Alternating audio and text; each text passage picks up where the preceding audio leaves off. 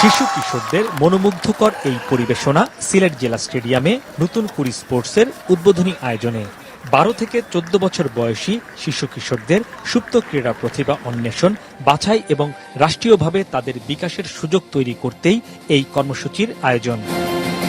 Cricket, football, kabaddi, athletics সহ মোট 8টি ইভেন্টের প্রতিযোগিতার উদ্বোধন করেন প্রধানমন্ত্রী।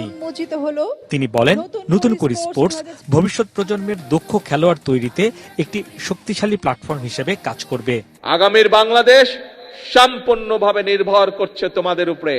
তোমরা যত ভালোভাবে সুন্দরভাবে গড়ে উঠবে, বাংলাদেশ তত সুন্দরভাবে তত শক্তিশালী ভিত্তির উপরে গড়ে উঠবে।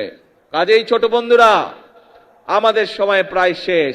এখন বাংলাদেশ তাকিয়ে আছে তোমাদের দিকে। আমরা শুরু করে দিয়ে যাব, তোমাদেরকে সামনে এগিয়ে নিয়ে যেতে হবে বাংলাদেশকে। এর আগে সকালে সিলেট বিমানবন্দর পৌঁছে প্রচন্ড বৃষ্টি মাথায় নিয়ে প্রধানমন্ত্রী ছুটে যান হযরত শাহজালাল রহমতুল্লাহ আলাইহির মাজার জিয়ারত করতে। মাজার জিয়ারত শেষে তিনি সুরমা নদীর পাড়ের চাঁদনীঘাট এলাকায় দুই পাড়ের সৌন্দর্য বর্ধন সহ বন্যা প্রতিরোধের অবকাঠামো নির্মাণ প্রকল্পের ভিত্তিপ্রস্তর স্থাপন ও কাজের উদ্বোধন করেন। পরে যোগ দেন সিটি কর্পোরেশনের সুধী সমাবেশে। প্রধানমন্ত্রী বলেন, পাহাড়ি ঢল আর অতিবৃষ্টির কারণে অনেক জায়গায় বন্যা ও জলাবদ্ধতা তৈরি হচ্ছে, ক্ষতিগ্রস্ত হচ্ছেন কৃষকরা।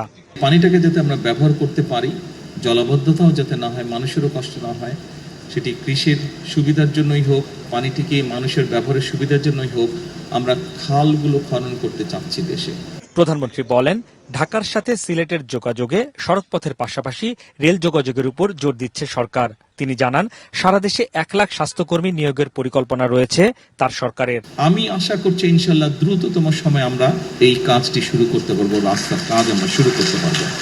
ডবল লাইন কিভাবে করা যায়, ডাবল লাইনের মাধ্যমে এই সমস্যাটার সমাধান করা যায়, দ্রুততর করা যায়। ঢাকা সিলেট বা সিলেট ঢাকা রেলওয়ের ব্যবস্থা। গেল জানুয়ারিতে এই সিলেট থেকেই নির্বাচনী প্রচার অভিযান শুরু করেছিলেন বিএনপি চেয়ারম্যান তারেক রহমান। 2.5 মাস পর প্রধানমন্ত্রী হয়ে আবার এলেন এই সিলেটে। সিলেটের বন্যা নিয়ন্ত্রণ, পর্যটন খাতের উন্নয়ন সহ শোনালেন নানা উন্নয়নের প্রতিশ্রুতির কথা। এরপর সদর উপজেলার কাশীপুর ইউনিয়নের বাইশা নদী পুনর্খনন কর্মসূচির উদ্বোধন করেন প্রধানমন্ত্রী। এখন তো বর্ষা শুরু হয়ে গেছে, এবছর তো আর শেষ হবে না, কিন্তু এই বছর নভেম্বর থেকে আবার আমরা খাল খনন শুরু করব, শুকনা মৌসুমটা শুরু হলে, এবং ইনশাআল্লাহ আগামী বছর আমরা চেষ্টা করব এই 23 কিলোমিটার খাল সম্পূর্ণভাবে আমরা পুনর্খনন করতে। ফেরার আগে সিলেট শিল্পকলা একাডেমিতে দলীয় সভায় অংশগ্রহণ করেন প্রধানমন্ত্রী ও বিএনপি চেয়ারম্যান তারেক রহমান। হাসনাইন তানভীর, মাছরাঙা সংবাদ, সিলেট।